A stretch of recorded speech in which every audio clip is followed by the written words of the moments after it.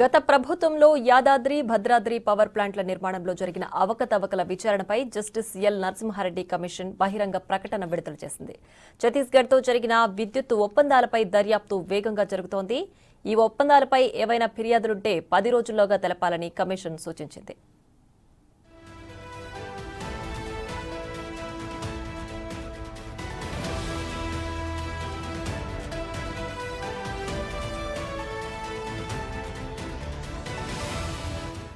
ఇదే అంశానికి సంబంధించి మరింత సమాచారం మా deputy bureau chief Sadiq phone line లో అందించడానికి సిద్ధంగా ఉన్నారు. సాదిక్, చెప్పండి, విద్యుత్ ఒప్పందాలపై దర్యాప్తుకు సంబంధించి పూర్తి డీటెయిల్స్ ఏంటి?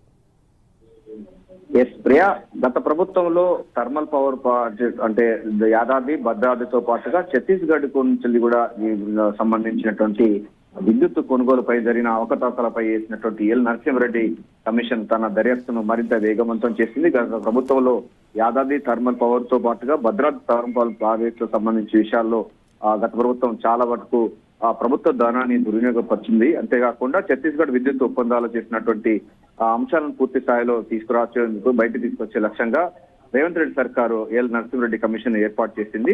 విచారణలో భాగంగా బహిరంగ ప్రకటన కూడా విడుదల చేయడం జరిగింది. యాదాద్రి భద్రాద్రి పవర్ ప్లాంట్ తో పాటు ఛత్తీస్గఢ్ ఒప్పందాలకు సంబంధించిన ఏదైనా సమాచారం ఉన్నట్లయితే మీరు బీఆర్కే భవన్ లో ఉన్నటువంటి కార్యాలయంలో ఇవ్వాలని చెప్పడం జరిగింది. వ్యక్తిగతమైనటువంటి అభిప్రాయాలు కాకుండా పూర్తి స్థాయిలో సాంకేతికమైన అంశాలు కూడా ఉండాలని కూడా పొందుపరిచింది. ప్రధానంగా 2014 సంబంధించిన విషయాల్లో చూసినట్టయితే మనకు డిస్కమ్ సంబంధించిన అప్పటి సేకరణలో భాగంగా వాటి ప్రతిపాదనలకు అంటే బహిరంగ పోటీ వెడ్డింగ్ ప్రక్రియ కాకుండా నామినేషన్ ప్రాతిపాదికన 1000 మెగావాట్ల విద్యుత్తును ఛత్తీస్గఢ్ కు తీసుకున్నటువంటి ఒప్పందం పైన ఒకటి, అదేవిధంగా భద్రాద్రి సంబంధించిన యాదాద్రి సంబంధించినటువంటి ప్రాజెక్టులకు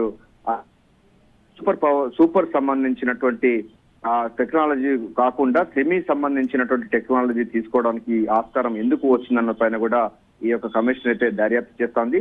సంబంధిత వాళ్ళు ఎవరైతే ఉన్నారో వారందరూ కూడా తమకున్న సమాచారాన్ని పూర్తి స్థాయిలో కూడా కమిషన్ కి ఇవ్వాలని కూడా ఈ బహిరంగ ప్రకటనలో అయితే ఎల్ నరసింహారెడ్డి కమిషన్ అయితే ప్రజలకు కాల్ఫర్ చేసింది. వారు ఎవరైనా తన అభ్యంతరాలు కానీ లేకపోతే వారి దగ్గర ఉన్న సమాచారం కానీ వారి దగ్గర ఉన్నటువంటి అనేక అంశాలు ఏమైనా ఉన్నట్లయితే వ్యక్తిగతంగా లేకపోతే ఈమెయిల్ ద్వారా కూడా ఇవ్వాలి.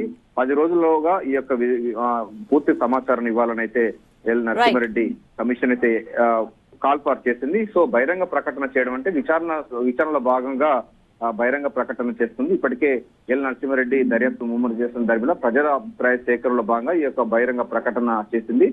జూన్ 30 కల్లా ఈ యొక్క పూర్తి స్థాయిలో నివేదికను ప్రభుత్వానికి ఇచ్చేందుకు కూడా యుద్ధ ప్రాతిపదికన కమిషన్ అయితే చర్యలు చేపట్టింది. Priya. Right Sadiq, thanks for the updates.